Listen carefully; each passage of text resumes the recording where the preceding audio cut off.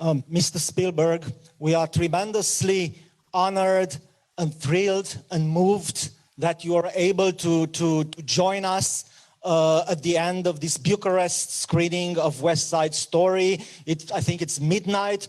I have here a list of questions sent by Romanian fans of your films during the last few days, and I'll read them to you. I think it's the first time you're going to be answering the questions of a Romanian audience, of Romanian fans. My name is Andrei, and it is my great honor to moderate this meeting. I'll also have a few questions of my own, and if that's okay with you, I'll start with those. But not before thanking you again for having joined us. It's an incredibly special occasion, and speaking for myself, I'm nearly overwhelmed with emotion. Thank you. Thank you. Thank you. It's an honor to be here. Thank you.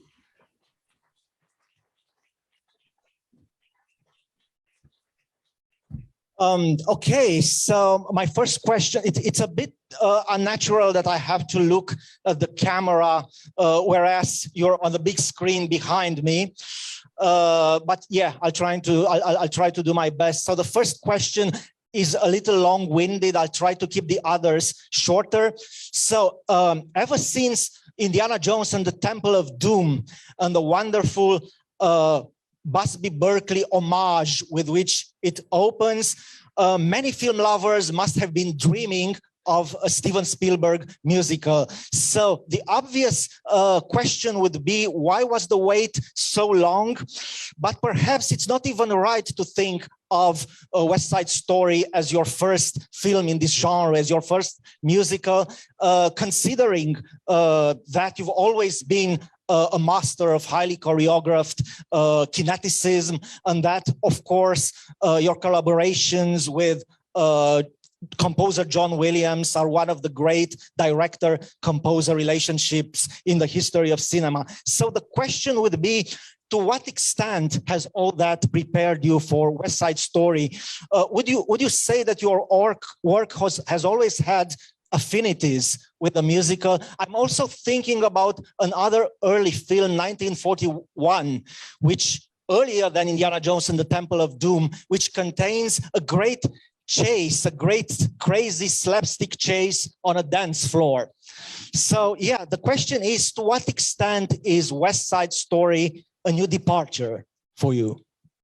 Well, first of all, let me just say I'm honored to be here, to be speaking to everyone here in Bucharest. I owe a lot of this to my friend Christian Mungiu. He served with me a number of years ago on my jury. I was the president of the jury at Cannes, and he was on my jury. We became acquaintances and then friends, and I've learned a lot about Romanian films because of Christian, so I wanted to give him a shout out first of all. Oh, look who's here.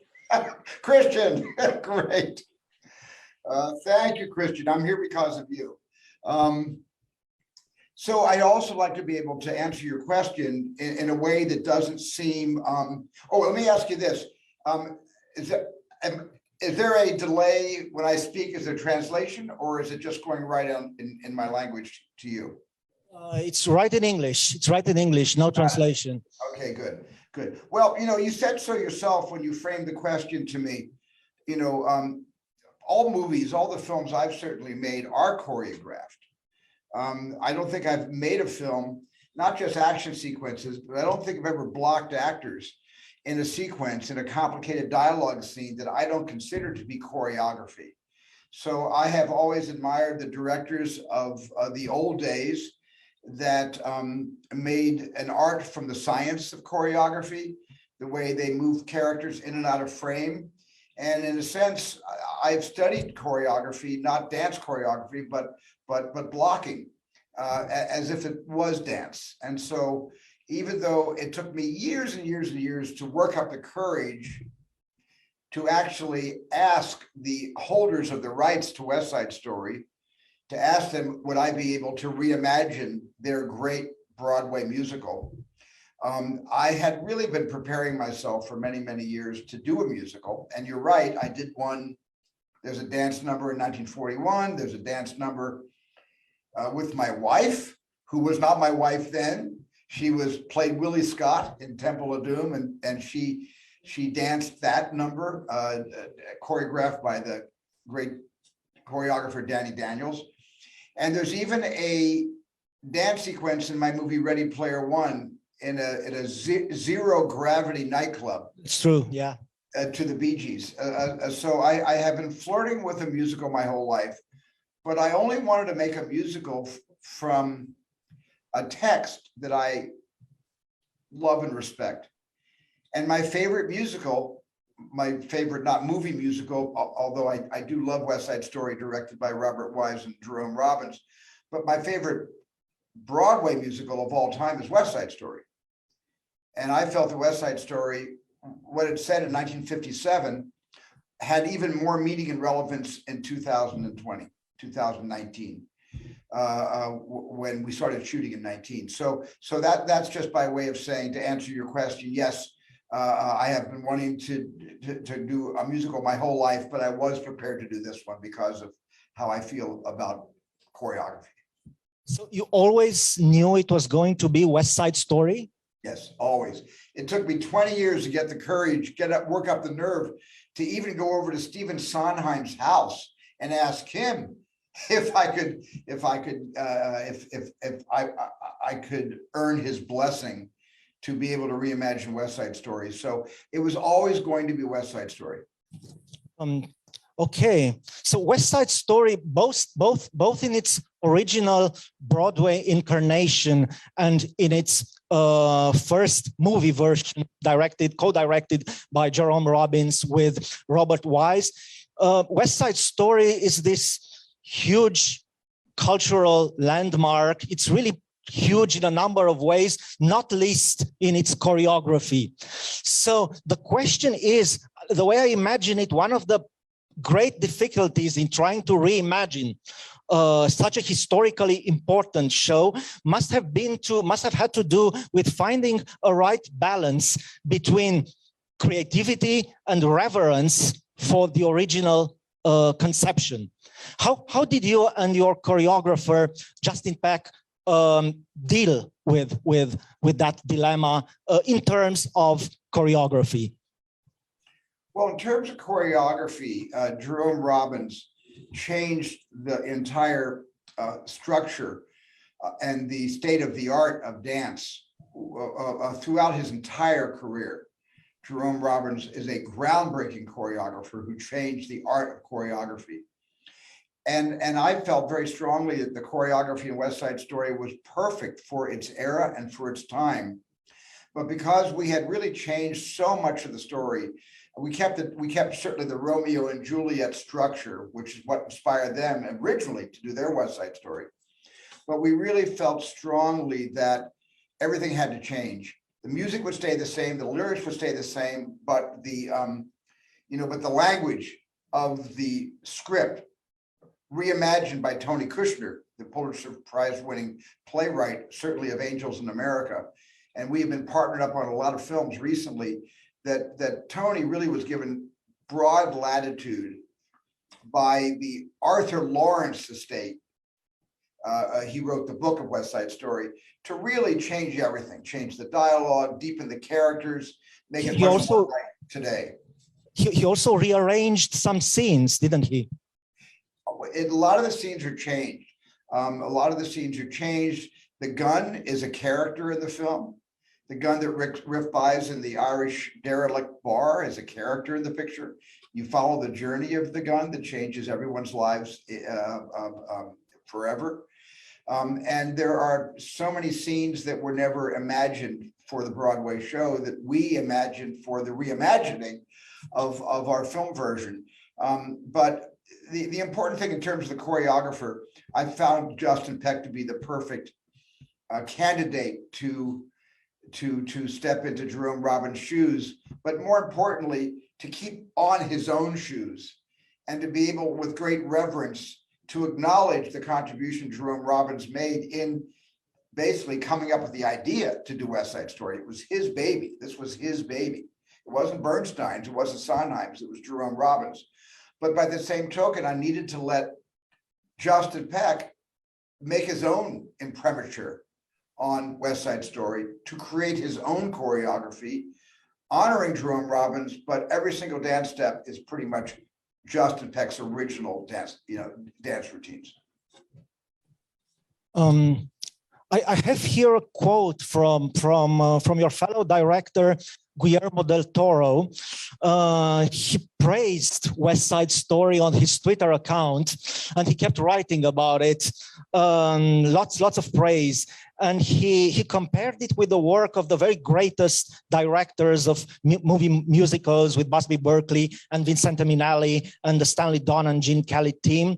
And he went on to write that, and I quote, "This is different. I mean, I don't know how to say it, except to say that the goddamn camera is dancing," unquote.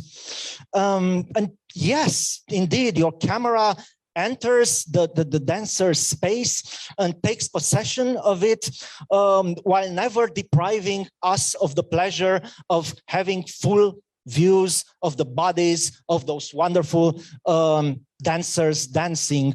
And I wonder how can you tell us, can you summarize, how did you get that effect?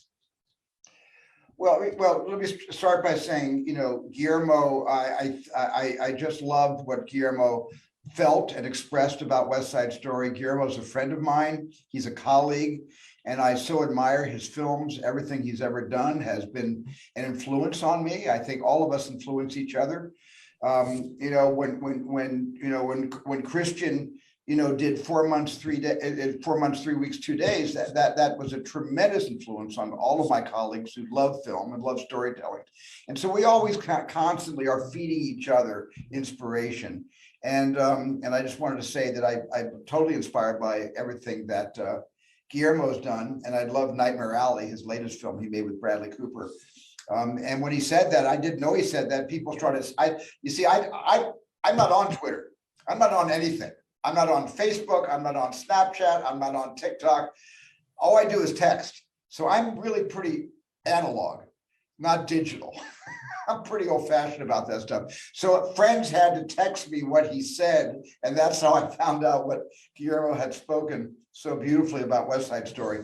I think what he meant, I know what he meant because we've talked about it, is that when I decided, how am I going to make my first musical? I really wanted the camera to be a dancer. I wanted the camera to be a member of the cast. All the musicals I've loved and admired, that all of us, if many of us here in Bucharest have seen musicals, especially the old Busby Berkeley musicals, Singing in the Rain by Stanley Donen, American in Paris by Vincent Minnelli, and even Meet Me in St. Louis, which I consider a musical. Some of the great musicals are films that are visualized the way an audience sees a stage musical. They sit in the audience, you sit in your seats and you watch a proscenium and you view the dancers from head to toe with just very few cuts. I was actually I was showing my little 2-year-old granddaughter today the sequence in Singing in the Rain called Good Morning with Gene Kelly and Donald O'Connor. And Donald O'Connor. And while I was showing it to her, I was counting the setups. There's only 10 setups in the entire sequence because the camera just lays back and lets the dancers tell their story. And I wanted my camera to help the story be told. So I was a little more intrusive in getting the camera into the dancing as opposed to observing the dance from afar. Yes, but at the same time, it's always clear. You never seem to, to cut the bodies of the dancers. Recent film musicals have been criticized for not allowing us to enjoy full views of the dancers dancing. And in this case, although the camera is aggressive and it's entering the dancer's space, you always get that. You always get those full views, or you seem to. Well, it's kind of an unspoken law of the musical that you must show the dancing, especially when you've got great choreographers like Justin Peck, certainly like Jerome Robbins, like Michael Kidd, like Ona White. I mean, there's just a plethora of such great choreographers in the history of musical theater and musical film theater. And because of that, it's an unspoken law that you must see the feet. It doesn't mean you have to go in with the camera and shoot close-ups. I mean, I shoot close-ups when my characters are singing to each other. But when they're dancing, I felt I could still stay back, appreciate the body language in expressing the love of the story, but at the same time, let the camera be moving around the dancers. The move in the sequence, I think I did that the most in the sequence, Officer Krupke inside the precinct house of the local jail, and I had to really learn how to shoot that scene. And luckily, we had 4 months of rehearsal. So while Justin Peck was choreographing the sequence, and he would often change the choreography if I came up with a really good shot, he would adjust the choreography to fit my camera, or I'd fit my camera to his choreography. But I took my iPhone, I kind of like just basically, I took this out and I started shooting in rehearsal all the dance numbers with my iPhone. And then I would cut it together and I would look at it and I would say, oh my God, that didn't work. That was terrible. Maybe I'm the wrong candidate for the musical genre. And I go back in the next couple of days and I shoot it a second time and I film it a third time until I kind of figured it out. And so in a sense, my companion in learning how to shoot West Side Story was this darn thing that Steve Jobs created in like 2003. Excuse me, I just dropped it.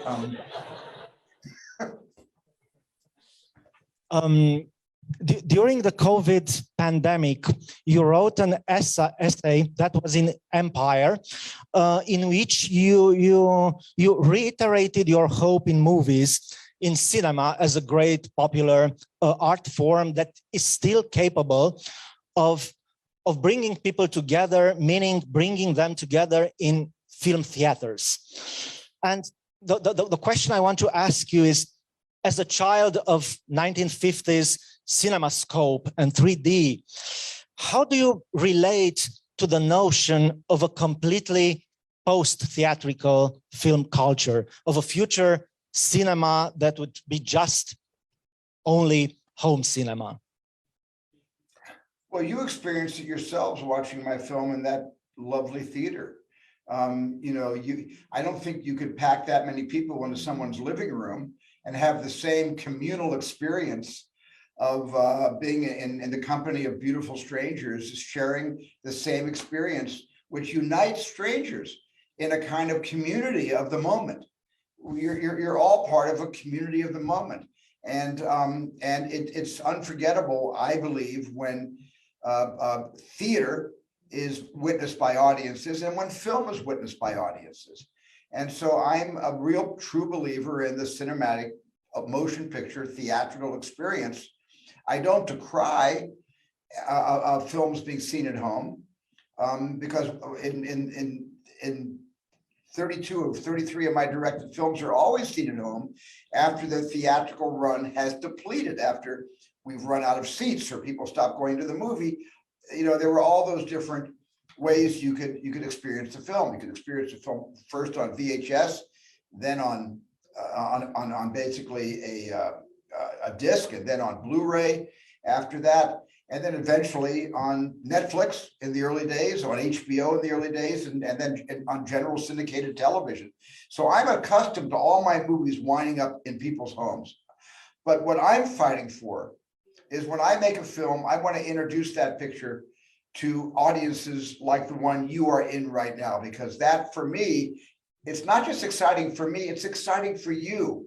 And I don't want the world to forget that we are a community where a cultural experience, a story, can bring us all together. We may not believe in the same things, we may not vote the same way, but when we see an experience, we all of a sudden become, in a way, the same human being watching that one experience. A comedy usually makes us all laugh at the same time, if it's a good comedy. A scary movie like Jaws makes people jump out of their seats when the head comes out of that hole at the bottom of the boat.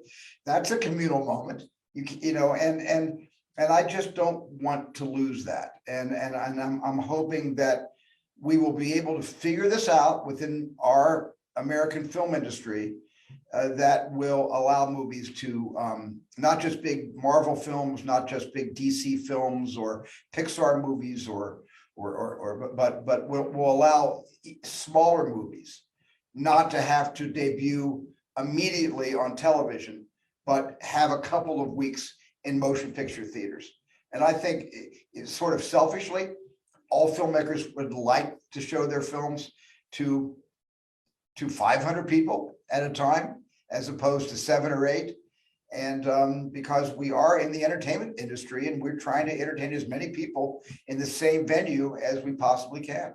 So I'm hoping it's going to survive this 2-year lockdown because of COVID. In the same essay, you describe a memory of watching Lawrence of Arabia in your teens. So in the early 60s, in your teens, and you are watching Lawrence of Arabia in a big theater with a big audience. And you describe a moment in which the audience, right after a particularly intense and grueling desert crossing episode, the audience left their seats and collectively rushed to the concession stand to get refreshments and then returned for the rest of the film. So David Lean's art had made everybody thirsty at the same time, and you describe this moment like an epiphany. Is this memory does it truly lie very close to the heart of what makes films great for you? Well, that was a moment I've never experienced before or since, but there's never been a movie like Lawrence of Arabia before or since. It's one of the great epic classic films ever made. I think it's one of my favorite films, and David Lean's one of my favorite directors. But that was because the effectiveness of the way Lean shot the crossing of the Nefu Desert of 40 days on camel. And remember, they said after a certain amount of days, the camels will start to die, and then we will start to die. That was a line from the movie. And it was a long sequence. You really survived that crossing, and people were parched when it was over. And I was with my dad I guess in 62 when the film came out, and people, including my father, I stayed in my seat. My dad got up too. People were getting up, 30, 40, 50, 100 people out of the theater of 800, at least within my my peripheral vision. And they kept getting up almost like they were walking out, but they weren't walking out. They came back 5-10 minutes later with soft drinks, with Pepsis, with Cokes, with 7-Ups. You could hear the ice, as they were going back to the seats, the ice hitting the sides of the cups. And it was an experience I'll never forget. That's why I wrote about it. But I also wrote about it because it showed the power of, once again, what movies can inspire us to do, how we react. We can even physically, some films can physically make you ill. Some films can physically break your heart. Some films can physically make you cry. And I think we laugh harder, we cry harder, and I think we feel more when we're all watching movies together, especially when we don't know each other. I just think it's a greater experience. Thank you. How much time do we still have for the questions? I have here a list of questions from the audience. Okay. So, yeah, should I go on and ask some of those? Yes, please. Okay. So let me see. Yeah. Okay, I'll read some of these people's questions, and then if there's still time, I'll go back to my own. So, okay, one of the questions left by film lovers or by Steven Spielberg fans uploaded on the festival platform during the last few days. So it goes like this.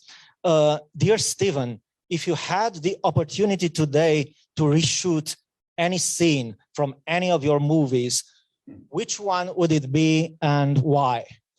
Oh my, that's a great, great question. Wow. Wow. Well, I'd reshoot half of Hook, at least. I think that, you know, they say that I don't watch a lot of my own films. I have to tell you that. I see my films so many times when I'm making them and cutting them together and correcting the color. And then I take a long hiatus. I don't watch my films again. And I'll come back a couple of years later. Often my kids, I have 6 grandkids now, and they always want to see E.T. So I've seen E.T. a lot with a lot of my kids. And that's a good example of something there's no scene in that I would want to reshoot, because I'm really happy with that movie. But I also know that I have a different point of view when years go by and I see one of my films again. I suddenly see a solution to something that I couldn't find the solution for when I was making the movie. And with distance, with objectivity, and with wisdom, as I've grown up and gotten older, I suddenly see, oh my God, that's exactly how I should have shot that 25 years ago. And then I immediately have to stop myself and say, but 25 years ago, I was a different person than I am today. And so I can't take what I know now and apply it to what I didn't know then, because it's just not fair. All art has to be a measurement of who the artist is at the time, not who the artist, is, 20 years, in the future. So yes, there's a lot of scenes. If I saw a lot of my movies, there's a lot of scenes I probably would wish to have done again, but I would never take that opportunity, because that basically is exactly who I was then. And we're never the same people. From year to year, we're not even the same people.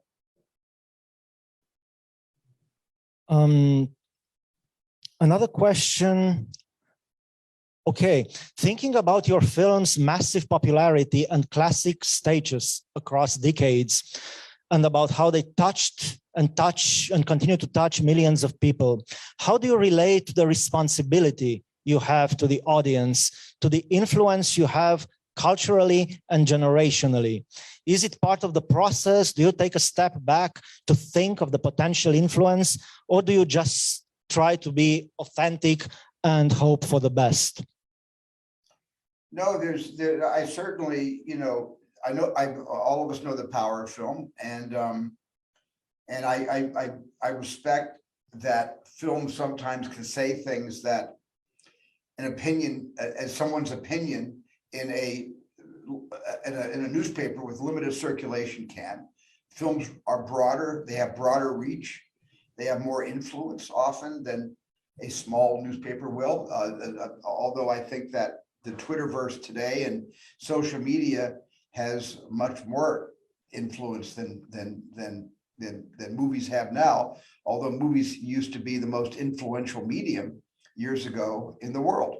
I don't think it's as influential now. There's too many competing sources of information, of opinion, of personal stories. So I think it's that has changed. But when I made Schindler's List, there was a message in Schindler's List, and I made the film because of the message. I didn't make the film to make money. I didn't make the film to win Oscars. I didn't expect any of that to happen. I made the film simply because it was the story that I felt needed to be told, because that's the story of the Shoah, of the Holocaust, was being forgotten. There were so many individuals denying that the Holocaust had ever happened.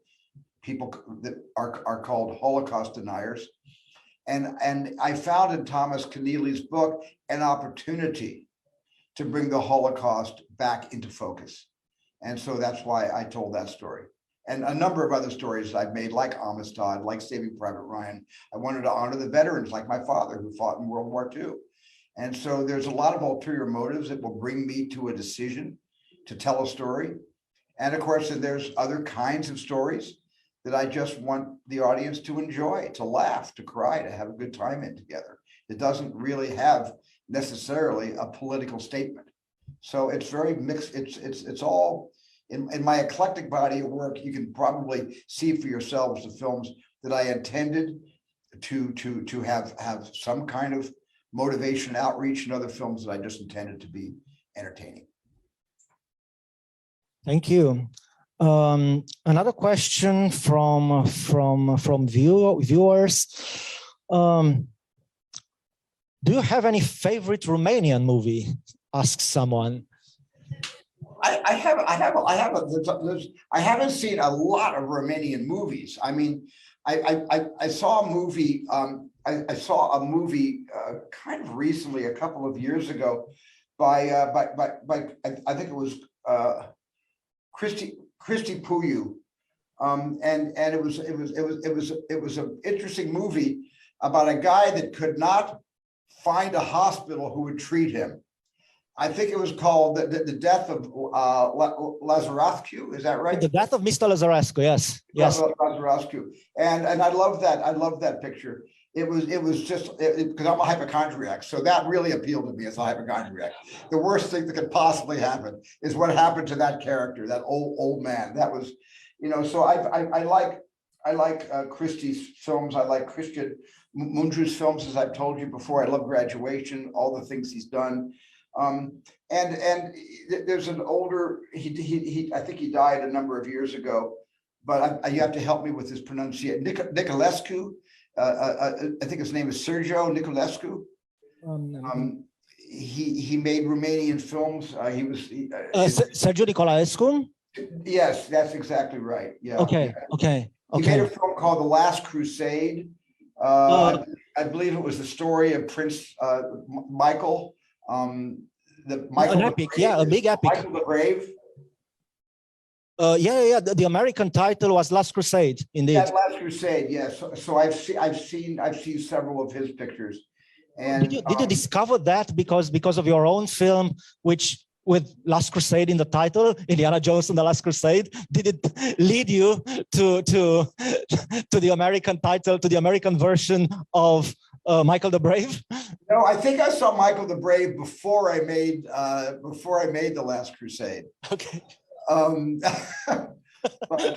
But you know, there's you know, there's a lot I need to learn from the culture of Romania in terms of filmmaking. But you know, ever since I met Christian, I've sort of, you know, been much more aware of the legacy of films during the communist era, before and after in Romania.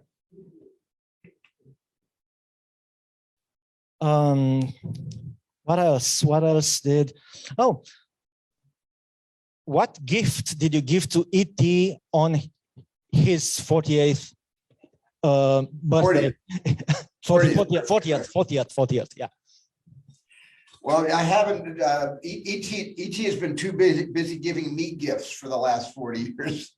E.T. is the gift that never stops giving, and it's made my grandkids very, very happy, and it's been one of the greatest experiences of my life to have had the opportunity as a single parent to make a movie that got me to want to be a parent. I mean, I never wanted to be a dad before I made E.T. And when I finished directing that film with those three great kids, I suddenly was bitten by the bug of fatherhood. And my first child was born 3 years later. So E.T. really helped me jumpstart a family. But we'll figure it out. We're E.T. turns 40 in June. June is when E.T. was released for the first time in 1982. So it's the 40th birthday. I'll figure out something really nice to get E.T. I'll let you know what that is.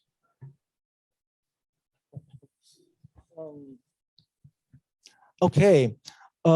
Someone wants to know how was working with François Truffaut on the set of, as an actor on the set of Close Encounters of the Third Kind.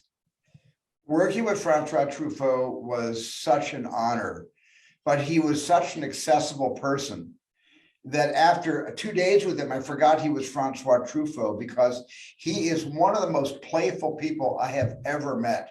He has a side to him as playful as all the characters that he has made movies about. You know, he from 400 Blows to Day for Night, you know, Small Change. I think it's called Le Petit Porchen. I am just such a fan of his, but he was such a regular person. And he kept saying to me, I kept saying, why did you say yes to this part? You're a director. Why did you say yes to me? And he finally confessed why he accepted the role. It wasn't because he thought the role was such a good part. He was about to write a book about a director's relationship with the actor. And he felt he could not honestly write a book about acting and directing unless he acted himself in another director's film. And I said, oh, so you said yes to doing Close Encounters for research. He said, it's research. But I don't care the reason he made the movie. Getting to spend 4 months with him was just a great opportunity. We got to know each other. We got to become very good friends too. Did you know from the very beginning that you wanted him for the part, or did he announce you that he was interested in working with you? How did that happen? No, I wrote the part for him, knowing he would say no. But I had him in my mind. When I wrote the script, I wrote Monsieur Lecomte for Monsieur Truffaut, and he inspired me, and I you know. Knowing him and knowing his work and knowing how he sounded and how he looked, it was very, very easy to write the character. And I just expected him to say no. So I never sent him the script at first. I actually met a lot of actors. I went to France, went to Paris, met a lot of French actors for the part because I expected him to say no to me. So I met, well, I don't have to name them all, but a lot of the big actors of that era in the 1970s, I got a chance to meet and talk to. And I got close to one actor whose name I won't mention. I was about to make that actor an offer. And just before making the offer through an agent, I thought, why don't I try Truffaut? Why don't I just give it a try? What could I lose except being turned down by my hero? So I went ahead and wrote him a letter. And I sent the letter to him, and I got a response from the letter by his assistant, who said that Mr. Truffaut would agree to, he's not interested in acting, but he would agree to read the script. So we sent him a script. It had been translated into French. And we sent him the script. And about 4 days after I knew he received the script, I got a telegram from Truffaut. And the telegram said, "Dear Mr. Spielberg, where do I report for costume fittings? Sincerely, Francois Truffaut." That's how I found out he had said yes.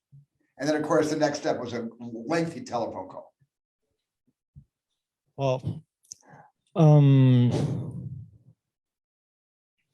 let me see. Why did you choose to tell in several of your films about encounters with peaceful and friendly extraterrestrial beings? Well, you know, my father had a lot to do with that. My father, you know, who was on the team at RCA in 1950 that actually invented the first commercial computer. He wasn't the inventor of it. He was on the team that invented it. And he got into computer engineering and computer science, and he did some amazing things. And that was the one side of his brain. The other side of his brain was he read science fiction. All over our house growing up, we had Analog magazine, amazing stories. We had all these science fiction short stories all over the house. And my dad, a lot of them were, of course, about you know, malevolent aliens. But my dad had a theory, and he took me one day to watch the Perseus meteor shower when I was like 5 years old. We went out to a hill in New Jersey, and we watched the meteors. It was my first meteor shower. And my dad always felt that if there was any life, intelligent life on another star system, somewhere else, perhaps even in another galaxy, and they came here to visit, why would they come all the way to destroy? Why wouldn't they come here to communicate, to learn? More like, you know, a civilized race of intelligent extraterrestrial civilizations. And he really believed that. And he got me to believe it too. So even though I was surrounded in those days by B horror films, everything, I Married a Monster from Outer Space. There was always something. Earth versus the Flying Saucers, Man from Planet X. There were always movies where the Man from Planet X actually is a movie with a friendly alien, not with a malevolent alien. But War of the Worlds, the George Powell film made in the 50s, all these films about malevolent aliens. And I guess because of my dad's influence, I always believed, as he believed, that if anyone was to journey 100,000 light years from their home planet, they wouldn't be coming here to blow up ours. Okay. But on the other hand, now that you mentioned all those great 1950s alien invasion films, those also seemed to have had a lasting effect, because you went on and did your own War of the Worlds later. Yeah, I said, hey, why don't I try a movie where the aliens are bad? I've never done that before. So I did. Okay. Also, that was a direct reaction to 9/11. I mean, War of the Worlds had an ulterior motive. We were all tragically impacted, traumatized by 9/11. Everybody was in the world. It wasn't just in America. Everyone was. And in a sense, that was a 9/11 story. It really was. It had all the underpinnings of that, and that's what I intended to do. So you are interested in showing chaos and mass panic and structures of order cracking, collapsing? I'm sorry, I didn't understand the question. When you did War of the Worlds, your interest was in showing, because of 9/11, of showing collapse and structures of order collapsing and chaos and mass panic and destruction. It wasn't so much about that. It was about how a tragedy can bring people together, and how a tragedy like 9/11 brings the whole world together. United America, there was complete bipartisanship after 9/11. It brought the world together. It brought the world united against this kind of treachery and evil. And it brought the character that Tom Cruise plays back together with his children. He was an absentee father. He was estranged from his family, and he was having the obligatory visiting weekend while his ex-wife went off for a 3 or 4 day break, and he had the kids, and he had no interest in his own kids. And this is what brought him together. That was the metaphor I was going for. Okay. One more question from the audience. It's a more general question. It says, what advice would you give to a filmmaking student? Oh my God. First of all, know that you love it. And if you don't think you love it, do something else, because it is a business that requires a lot of tolerance for ups and downs, for great joy and great heartbreak, for disappointments, and for great self-learning. But it's a tough business to break into. So you got to just love it. You have to really know that you don't care what happens. You're going to stick with it until you're able to tell your stories and get people to watch the stories that you're telling. And once again, use this. This doesn't cost anything except what it costs to buy it. And you can make your movies on this. And there's all kinds of affordable software to cut your films together, to put music into it. You can just, all the tools are right there for all of us today. And show us who you are, because every single film shows who the person is. Even if you make a movie that has nothing to do with your life, that has nothing to do with other films you've seen that influenced you. And even if you're doing a movie outside of your comfort zone in a genre you've never ever dreamt of showing, you will come out in the wash of the film you make. Because that's how powerful people are. Whatever we think we're not telling about ourselves through the films we make, forget it. You're telling everything about yourself in the films you make. And it's a beautiful way to get to know yourself and to have other people get to know you. And I just recommend it to everyone. I have 7 kids, only one's a director. I thought I'd have at least 5 by now, but only one has decided to direct. But I know that she right now, she's 25, and she is having the time of her life. And she's really realizing so much about herself that she didn't know before. Film does that. Okay, so these were the questions from Romanian fans. Okay, I have another question if there's still time for it. Going back to your great essay that you wrote in Empire, reiterating your hope that films can still be, at a time like this, a great medium for getting people, for bringing people together. And you are writing that at a time when cinemas were closed and when people were radically isolated. And now the health crisis seems to be subsiding, but of course, other heavy clouds have gathered, a war has ignited. And could you tell us, what could you tell us about cinema and about your hopes for cinema in this new context? And I'm asking this knowing of your biographical ties with Ukraine. Your maternal grandfather was from Odessa. And also, of course, considering the fact that as an artist, you went on to address some of the worst horrors of history, not least Eastern European history in the 20th century. Yeah, three of my four grandparents were from Kamenetsky Podolsky, and one of my grandparents was from Sulikov and Odessa. And so I'm third generation Ukrainian, and we of course sit on the edge of our lives, watching the suffering, but also watching the tremendous tenacity and bravery of the Ukrainian people who are surviving, and some who are not surviving. It is a tragedy unlike anything I've experienced in a long time. I'm sure we all feel the same way. I think it's tremendous what Romania has done in taking in refugees, what Poland has done in taking in refugees. And I pray for an end to this war. None of us want to see this dragged out, but it is just a modern tragedy, and we are all, our hearts are suffering with everyone suffering on the ground there.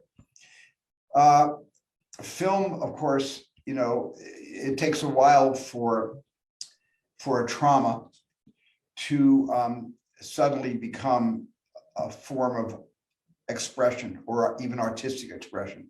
It doesn't often happen right away. When we had to suffer through Vietnam, it was years before people in Hollywood started telling stories of Vietnam, probably the best of which was Oliver Stone's Platoon. It takes a while to process trauma. So artists, filmmakers, writers can figure out how to express an allegory, in metaphor, or in direct reportage how a war or something globally traumatic has affected them. But I think we will see the effects of what's happening in the world today, through our art, through painting, through song, through storytelling, through filmmaking, through theater, and just in everyday people's lives as they tell the story of how this has affected them.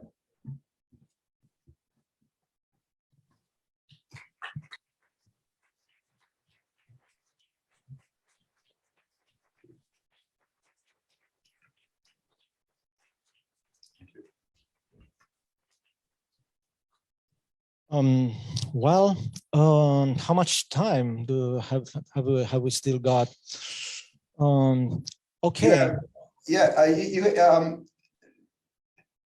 I'm actually catching an airplane, but I have, if you have time for me, I've got about another 5 or 6 minutes if you have time for me. Okay.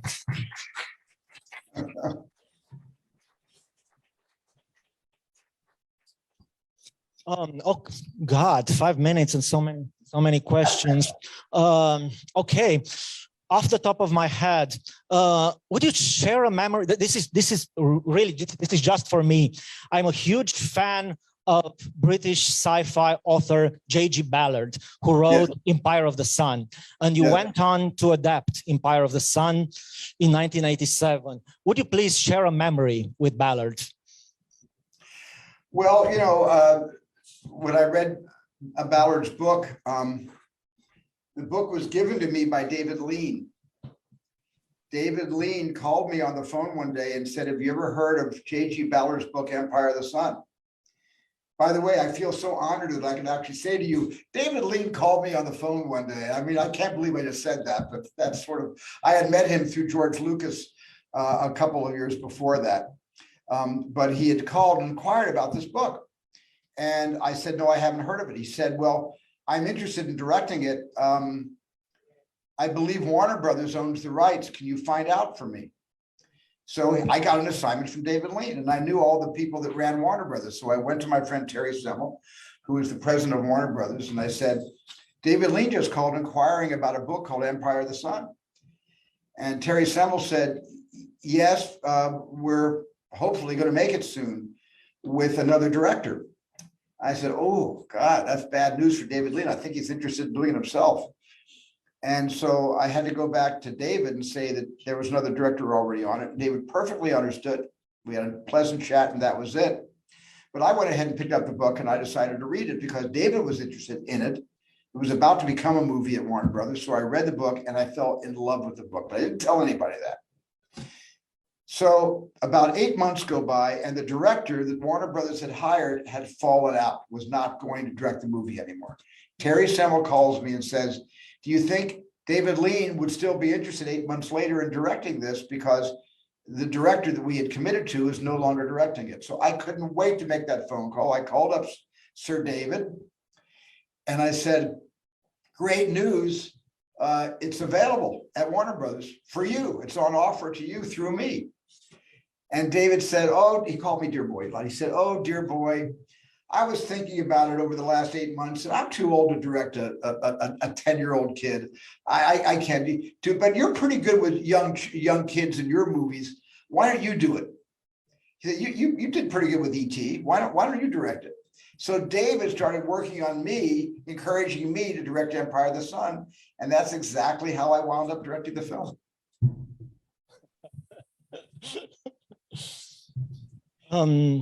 Okay. One more question. Could you tell us about AI? It's about, I know that you wrote the script and it was based on a lot of material that Stanley Kubrick left specifically for you to make the film. And it was an extended treatment, I think, of the story, but there were also a lot of drawings, so a highly developed visual concept of the film. What did Stanley Kubrick leave for you to work with? Well, I had known Stanley for a number of years before that. I met Stanley actually on the set under construction of The Shining. I actually met him when I was looking at the sound stages at Elstree Studios in Bournemouth, and I found out that Stanley Kubrick was on a set he was about to make a movie called The Shining from. And so I talked my way into getting introduced to Stanley, met him the first day on that set. It was the Overlook, the main room of the Overlook Hotel was all finished. And I met Stanley that day, and we struck up a relationship, became really friendly, and many telephone calls, hours and hours and hours of telephone calls over the years. And Stanley had never asked me for anything. And then one day he asked me if I would take a look at a treatment that he had written based on a short story by Brian Aldiss called Super Toys Last All Summer Long. That was the name of the short story, because he was looking for an American writer. And I read the short story and I sent some names that I thought would be good for Stanley. And Stanley met with 3 or 4 of the candidates. I remember sending names in. He had phone calls with some of the candidates, some of the writers. Then he essentially decided to do it himself. But because of that, Stanley started letting me in on, there was a beautiful manga artist named Chris Baker under the name Fangora. His pen name is Fangora. You can look him up. You can Google Chris Baker. And Chris had already done with Stanley and collaborated with Stanley, 1,500 individual storyboards for AI. And when Stanley started to change his mind about directing it and wanted to produce it instead, he sent me all the storyboards in a huge, huge box, which I went through and then flew to London, and Stanley and I started to collaborate. The plan would be he would write it and produce it, and I would direct it, and that was the plan. And I kept trying to talk Stanley back into directing it. And Stanley kept resisting that because he wanted to do this other film. That must have been Eyes Wide Shut, the other film. It was Eyes Wide Shut. That was what he really had his sights set on. So he kept talking me into directing it. I kept trying to talk him into directing it. And then he passed away after he had finished directing Eyes Wide Shut, and he passed away.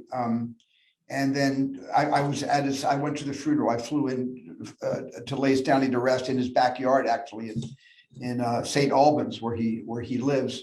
And I had known Christian and Jan Harlan, his brother-in-law, for many years before that. And then about a year later, both Christian and Jan Harlan called me and asked me, would I be interested in taking the reins of AI where Stanley left off? And I had a very tough time saying no to that. Thank you. Thank you. Thank you all so much. This has been such a pleasure to talk to all of you. This has been such a pleasure for me and an honor for me. And one day when COVID is really, really over, I'm sure Christian is going to get me to Bucharest to pay you all a visit. Thank you. Thank you so much. Thank you, Christian. Thank you. Thank you. Thank you.